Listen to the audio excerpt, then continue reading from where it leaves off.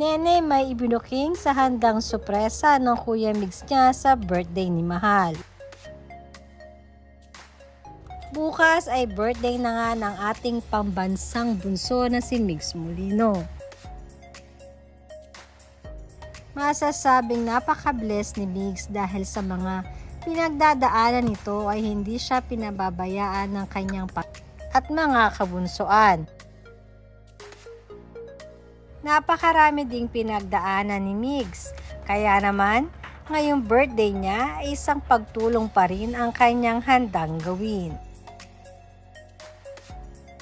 Siyempre, bukod sa pagse-celebrate ng birthday ni Bunso, ay may isa pang parating na kaarawan na mas pagtutuunan di umano ng husto ng pansin ni Migs Molino.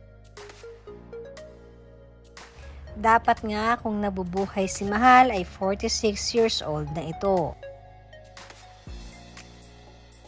Pagbubuking naman ni Nene, hindi umano po pwedeng makakalagpas ang birthday ni Mahal nang walang espesyal na gagawin si Kuya Migs niya, katulad na lamang na nakagawian nito or tradisyon na sa family nila.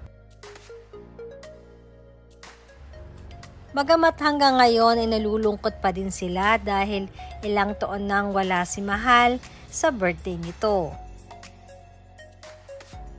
Subalit ang mas nakakalungkot nga di umano ay ang iniisip nila na forever na itong hindi makikita at makakasama si Mahal ng kanilang pamilya.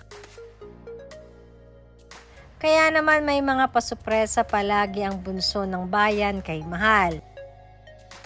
Bukod kasi sa mga flowers at chocolates, madami di umanong inaalayan or palagi di umanong inaalayan at ipinagdarasal ito ni Migs Molino.